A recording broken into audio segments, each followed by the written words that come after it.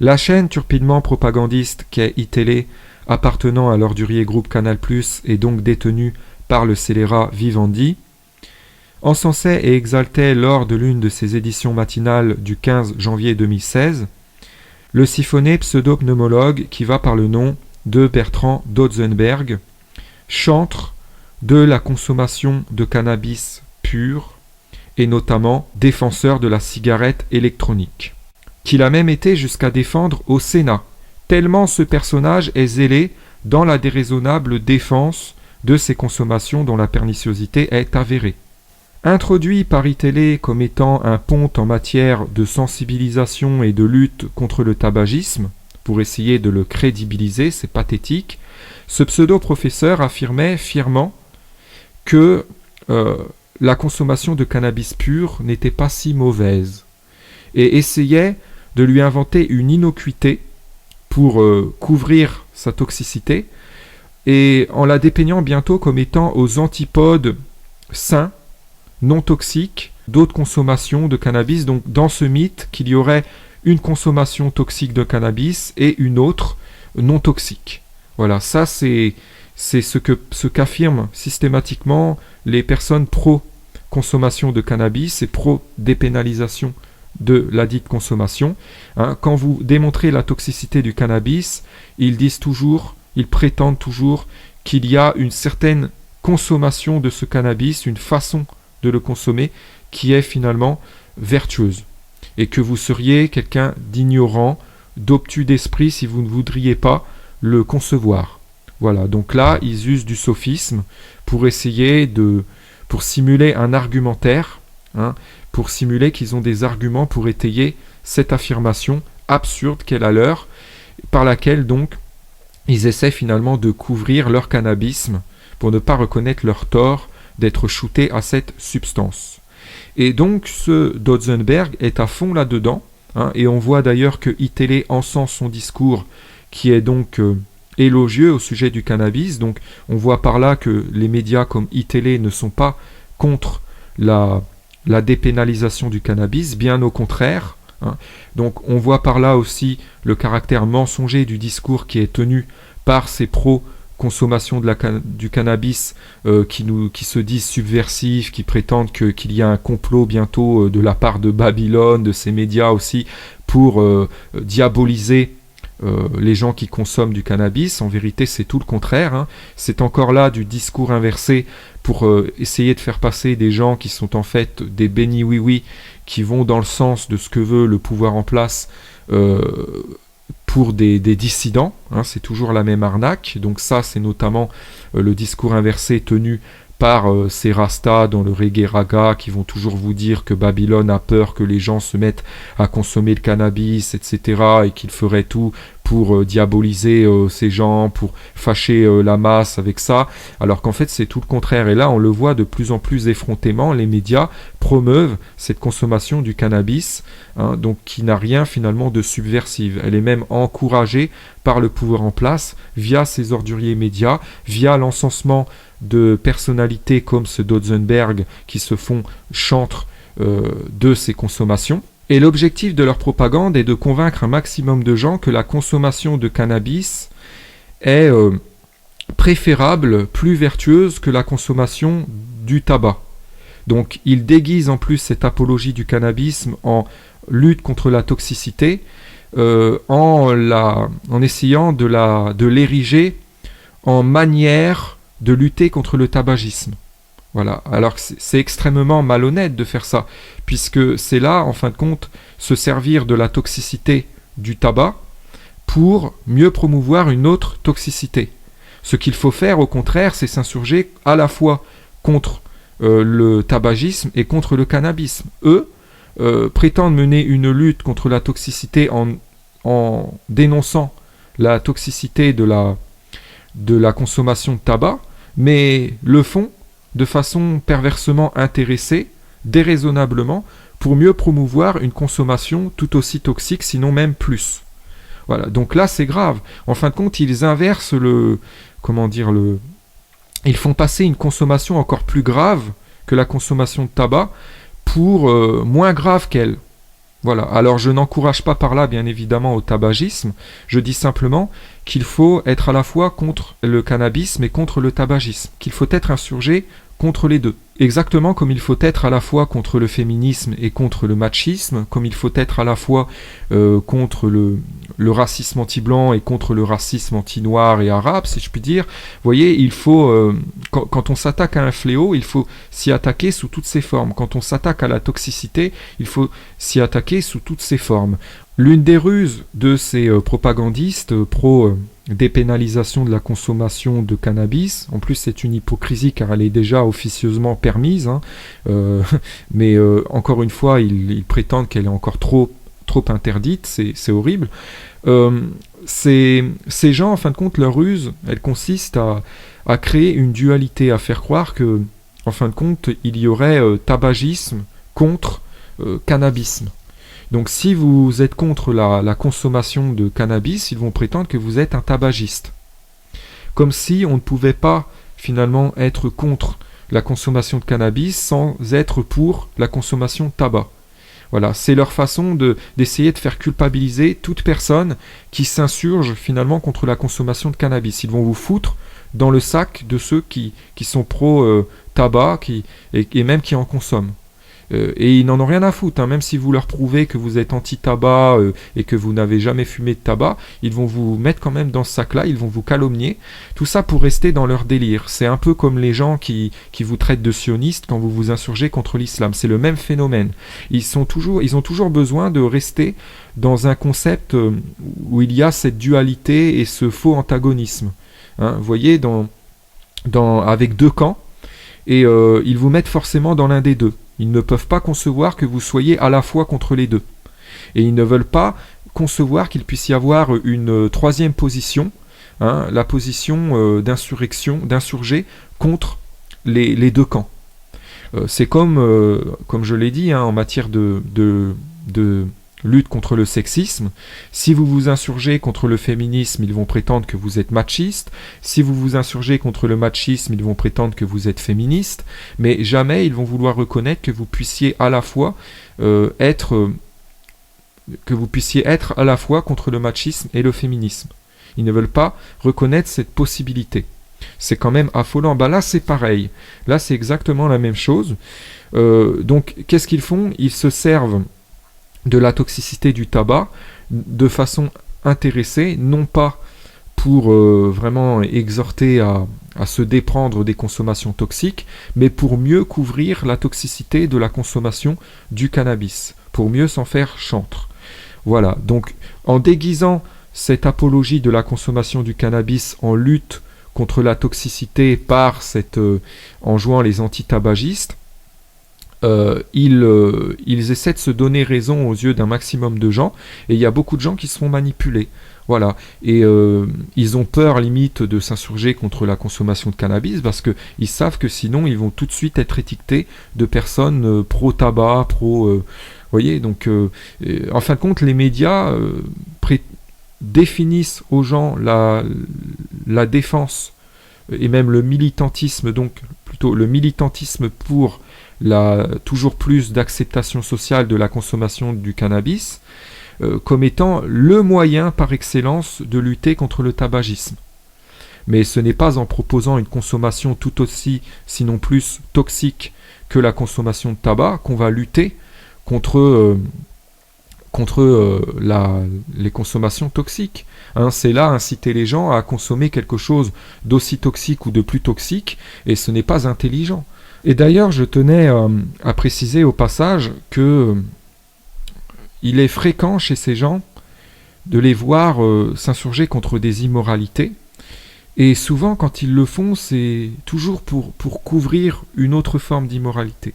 C'est-à-dire qu'ils sont prêts à fustiger quelque chose finalement qu'ils ont défendu bec et ongle il y a encore quelques jours parfois, hein, même à cracher sur ce qu'ils aimaient hier, parce que finalement ils ont trouvé plus immoral. Voilà, donc vous voyez, c'est comme j'avais connu une personne qui adhérait à fond à cette vulgate de la loi d'attraction, hein, qui prétendait qu'en entretenant des pensées dites positives, on émettait par notre cerveau des ondes positives qui attiraient à nous toujours du bon. Par cela, cette personne s'employait à culpabiliser les gens qui étaient victimes d'injustice en prétendant que c'était uniquement de leur faute, qu'elles étaient responsables, les seules responsables de ce qui leur arrivait, qu'elles l'avaient mérité. Donc cette personne utilisait ça pour ne pas compatir pour elle et les enfonçait. Hein. Donc prétendait qu'elle n'était pas à plaindre, ça lui permettait de nier le mal et de ne s'insurger contre rien. Par contre, étonnamment, quand quelque chose lui arrivait à elle, elle chouinait et elle n'appliquait pas son truc. Donc on voyait son incohérence. Bref, j'avais démontré à cette personne son erreur là-dedans, sa folie. Cette personne ne voulait pas le reconnaître. Elle me traitait de fou, comme ils le font tout le temps. Et quelques jours après, étonnamment, elle s'est mise à fustiger cette vulgate de la loi d'attraction. À me dire, limite à même reconnaître que j'avais raison, et là je me suis dit, il y a quelque chose de louche. Et qu'est-ce que j'ai constaté? Que cette personne, en fait, maintenant était éprise d'une autre vulgate qui finalement ne valait pas mieux et était même encore pire, la vulgate transurfing, qui finalement est basée sur la même chose. C'est la même chose, mais servie avec d'autres mots, présentée sous une autre forme et plus sournoisement. Voilà. Donc en fait, cette personne n'a fait que simuler se déprendre d'une opinion erronée et d'une immoralité pour mieux finalement la couvrir en fait. Pour mieux la couvrir, pour mieux faire passer une autre forme de cette même immoralité pour morale. Et bien là, c'est exactement ce que font ces gens. Ils étaient tous à fond dans le tabagisme. Là, maintenant qu'il y a le cannabis qui se popularise, la consommation de cannabis qui se conventionnalise, si je puis dire, ils vont cracher sur le tabac. Voilà. Pourquoi? Parce qu'ils ont trouvé plus toxique, en fait. Voilà. Et ils vont jouer alors, et c'est là où est l'extrême malhonnêteté chez ces gens, c'est qu'ils vont jouer alors les gens qui se déprennent de ces consommations toxiques, qui ont évolué, tout ça, les moralistes, tout ça, alors qu'en fin de compte, non, ils ont trouvé simplement plus toxique, et comme ils ont trouvé quelque chose de plus toxique qui les excite plus dans leur folie d'inverseur, ils vont cracher sur le tabac, parce que finalement, il n'est plus assez toxique pour eux. Voyez, dans leur démence de masochiste. Voilà, donc c'est exactement ce qui se produit. Et là, ils font parler dans les médias des pseudo-spécialistes qui vous disent n'importe quoi avec leur sophisme ridicule et qui passent en plus, qui usurpent le statut de sensibilisateur, de gens qui aident à entretenir une meilleure santé. C'est hallucinant. Ces gens font exactement le contraire de ce qu'ils devraient faire. C'est-à-dire qu'ils ont redéfini aussi le métier de toxicologue. Aujourd'hui, les toxicologues véritables passent pour des charlots et les faussaires en toxicologie, qui sont en fait des gens qui incitent à des consommations toxiques, qui font passer des choses qui ne sont pas toxiques pour toxiques et des choses toxiques pour des choses qui sont d'une innocuité prétendument avérée, ces gens-là donc passent pour les brillants toxicologues, les gens géniaux qui vont informer les gens sur ce qui est toxique ou pas. Encore une fois, les gens, au lieu de réfléchir par eux-mêmes, de faire preuve de bon sens, s'en remettent à ces personnes, et les médias les leur présentent comme les gens qu'il faut consulter, à l'avis desquels il faut s'en remettre, etc. Donc voilà, au lieu de raisonner par eux-mêmes, ils se suspendent toujours aux lèvres de gens de pourris, de pervers, adoubés par le système, qui sont présentés médiatiquement comme les gens qui ont la science infuse. Voilà. Il faut arrêter d'être dans cette hétéronomie. On a les moyens, on a les facultés spirituelles pour réfléchir par nous-mêmes. On n'a pas besoin de ces gens pour savoir que la consommation de tabac ou de cannabis est toxique, pour savoir que, voilà, on n'a pas besoin... c'est quoi ces péteux qui sont là, qui sont comme infirmes mentalement, qui ne sont pas capables de réfléchir par eux-mêmes. Bientôt, on va leur montrer que le ciel, lorsqu'il fait beau, qu'il n'y a pas de nuages, que le ciel est bleu. Ils vont bientôt dire « Attendez, on ne peut pas valider cette idée, il faut qu'on consulte les médias et qu'on consulte un spécialiste du ciel pour être sûr, pour qu'il nous dise si c'est bien bleu. » Vous voyez, c'est ce ridicule-là. La plupart des gens sont là-dedans. Sont là-dedans. C'est hallucinant. C'est-à-dire qu'ils sont devenus des handicapés, des infirmes mentaux, incapables de raisonner par eux-mêmes. Ils sont dans l'hétéronomie la plus infamante, et dans l'aliénation, ils sont aliénés.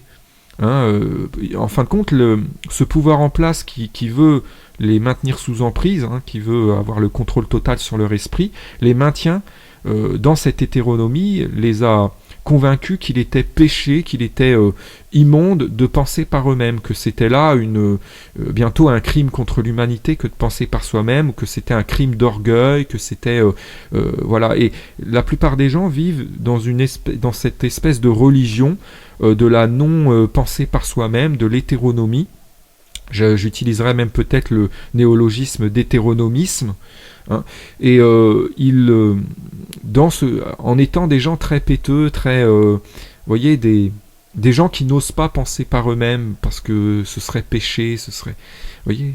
D'ailleurs, dès que vous illustrez en tant que personne qui raisonne par elle-même, qui pense par elle-même, et pas n'importe comment, objectivement, ils vous font passer pour quelqu'un d'extrêmement orgueilleux. Ils s'empressent de venir vous dire que vous vous prenez pour Dieu, que ça ne se fait pas. Vous voyez, en professeur finalement d'hétéronomisme. Ils viennent vous rappeler à l'ordre du conformément correct aussi, vous faire un reproche en fait de ne pas être aliéné, de ne pas être hétéronome comme eux. Voilà. Qu'est-ce qu'il y a de mal à penser par soi-même, à reconnaître des réalités, des faits? Il n'y a rien de mal à ça, c'est bon, c'est même ce qu'il faut. Là, on a des gens qui sont totalement aliénés et qui ne font que finalement se laisser dicter des pensées par une cohorte de gens autoproclamés détenteurs de la science infuse, dans leur illuminisme, dont j'ai déjà parlé dans une vidéo qui figurait sur mon ancienne chaîne, qui a été censurée d'ailleurs, et qui font, en fin de compte, leur esprit est passif, il est sur le mode de la réception, il ne produit pas de pensée, de raisonnement, il ne philosophe pas. Eux, ils se sont transformés en disquettes finalement, qui intègrent, qui sont formatés. Et voilà, sur lesquels, on va dire, pour dire ça métaphoriquement, cette élite copie des programmes, des fichiers, voilà. Et vous voyez, donc, sur lesquels ils mettent des virus aussi. Donc voilà, c'est exactement ça. Donc il est temps de se déformater, de se déprogrammer, si je puis dire, non pas inintelligemment, mais en vue de se reprogrammer ensuite sainement, et de se reforger un bon mental, voilà, et de retrouver les bons repères, d'apprendre à raisonner par soi-même, et on n'a pas besoin de ces gens pour savoir ce qui est bien et mal, on n'a pas besoin de ces gens qui veulent faire la pluie et le beau temps là pour nous dire ce qu'il faut faire et ne pas faire, ce qu'il faut éviter et ce qu'il faut encourager. Il faut arrêter, on n'est pas des bébés. La plupart des gens se comportent en bébés. On leur a inculqué depuis le plus jeune âge qu'ils étaient incapables par eux-mêmes d'accéder finalement à la vérité, voilà, et qu'ils étaient dépendants de ce réseau de pseudo-spécialistes et de cette élite, de ces médias pour être dans le juste, qu'ils ne pouvaient pas y être sans se référer à eux. C'est hallucinant ça. Donc aujourd'hui, on nous fait culpabiliser dès qu'on pense par nous-mêmes, et surtout dès qu'on démontre qu'on est capable de découvrir des vérités, d'accéder à la vérité par nous-mêmes. Dès qu'on démontre ça, on essaie de nous faire culpabiliser, on essaie de nous faire sentir ignobles, voilà, on nous dit qu'on est dans le péché de non-hétéronomie. C'est hallucinant, c'est hallucinant. Beaucoup de gens se comportent en prêcheurs de conformisme avilissant, et jouent en plus les gens qui sont aux antipodes du panurgisme, qui jouent les professeurs d'autonomie. C'est insupportable cette inversion. Voilà, donc encore une fois, moi ce matin je mets, comme je le fais souvent, le JT, non pas pour gober les intox, mais pour voir un peu ce qu'il diffuse comme idée, le lavage de cerveau auquel il procède, et je tombe là-dessus, sur ces propos de ce Dotzenberg. Ça m'a laissé pantois. Je me suis dit, mais là, putain, ils font une apologie carrément de la consommation de cannabis pur. Ils prétendent qu'elle est préférable à la consommation de cannabis trafiquées avec d'autres substances, hein, alors qu'en fin de compte, ils promeuvent toutes ces consommations, hein, la consommation du cannabis à toutes ces sauces, mais en prétendant qu'ils ne promeuvent qu'une certaine consommation qu'ils dépeignent alors comme vertueuse, ils vont même dire que ça élève spirituellement, que c'est une consommation méditative, etc., et même qui guérit, hein, qui a des vertus thérapeutiques. C'est en prétendant ça, finalement, ils inventent des vertus à une consommation qui n'en a pas, toujours avec ce mythe qu'il y aurait certes des consommations, des façons pernicieuses de consommer le cannabis, mais qu'il y en aurait des bonnes. Voilà, donc ça c'est un mythe, hein. Alors ils trouveront toujours à dire qu'il y en a des bonnes. Si on leur demande de nous les montrer, ils sont incapables de le faire, hein. Mais à chaque fois ils inventent qu'il y en a des bonnes. C'est comme avec l'islam, ils vont toujours vous dire qu'il y a des bonnes versions du Coran. Vous allez prendre n'importe quelle version, vous allez vous montrer qu'il y a des immoralités dedans, ils vont vous inventer qu'il y a toujours un autre Coran qui est plus moral et que vous vous trompez de version. Bah là c'est pareil, ils vont vous dire qu'il y a toujours une autre version du cannabis qui est finalement meilleure, mais ils ne sont pas capables de vous la montrer, hein. Et pendant ce temps-là, la consommation de cannabis, elle fait des ravages. Il est avéré que ça augmente le taux de schizophrénie, hein. Donc ils aiment aussi ça parce que ça leur permet de se déresponsabiliser. Si alors vous prenez quelqu'un qui a consommé notamment du cannabis, bien qu'il n'ait pas besoin d'en consommer pour commettre des horreurs, si vous prenez en flac quelqu'un qui est shooté au cannabis en train de fauter, il va se déresponsabiliser en disant que c'est pas de sa faute, mais c'est parce qu'il était sous emprise de cette substance. Ça leur permet de se déresponsabiliser. C'est pour ça aussi qu'ils tiennent tant à ces drogues, vous voyez. Donc là d'ailleurs, ce qui est marrant, façon de dire, désolé, mais ce qui est révélateur plutôt, c'est que là ils vont reconnaître alors que cette consommation elle est toxique. Donc vous allez les prendre au mot, vous allez leur dire ok, bah vous venez d'avouer alors par là que cette consommation pousse à être irresponsable, à fauter, qu'elle est mauvaise, et là ils vont encore trouver le moyen d'essayer de se dédouaner pour encore se porter en avocat de cette consommation. C'est ridicule, c'est hallucinant. Donc à la fois, parfois ils disent que c'est toxique, des fois ils disent que ça... Et d'autres ils vont soutenir mordicus que ça ne l'est pas. Ils sont dans l'incohérence, ils n'arrivent pas à faire... ils n'arrivent pas à rendre toutes leurs idées, leur réseau d'idées cohérent. Voilà, c'est tout se contredit, c'est un fatras de versions contradictoires. Voilà, et quand vous mettez en exergue ces incohérences, ils détestent ça. Voilà, c'est pour ça qu'ils essaient alors de vous discréditer en vous faisant passer pour un érudit du subjectivisme, pour un élucubrateur, en inventant de la dépression derrière vos critiques, derrière vos raisonnements, en disant que vos raisonnements sont totalement... en leur imputant finalement l'absurdité des leurs, hein, en vous imputant aussi par là toutes leurs viles caractéristiques. Certains vont même jusqu'à vous inventer un statut de shooté, hein. Souvent ils vous disent mais qu'est-ce que vous avez fumé pour sortir des propos comme ça, alors qu'en fait pendant ce temps-là c'est eux qui se shootent et qui sortent des absurdités. C'est hallucinant. Donc toujours cette inversion qui revient, toujours l'inversion des rôles à laquelle ils recourent pour ne pas reconnaître leurs torts, leurs bêtises incommensurables. Voilà. Alors si on les détracte et s'ils reçoivent des critiques, il faut qu'ils se demandent s'ils ne les ont pas un peu méritées, hein. Là on a affaire à des intégristes de l'irresponsabilité, hein, qui veulent finalement être applaudis dans leurs bêtises. Voilà, ce qui se comporte en petits dictateurs, même en gros dictateurs, de l'exaltation de leurs bêtises, hein. Et si on ne consent pas à les applaudir dans leur connerie, dans leur immoralisme, dans leur irresponsabilité, ils crisent. Voilà, ils essaient de nous faire fermer nos gueules, comme ils aiment dire. Donc ils calomnient à tout va, ils essaient de nous faire des chantages, ils nous infligent tout un tas de pressions pour essayer de nous faire céder. Et tant qu'on ne veut pas céder, ils s'acharnent, ils vont de plus en plus loin. Voilà, c'est vraiment là, ils appellent ça l'intelligence, ils appellent ça ils appellent ça aussi l'humilité, ils appellent ça la maturité. Vous vous rendez compte, c'est vraiment affolant, vraiment affolant.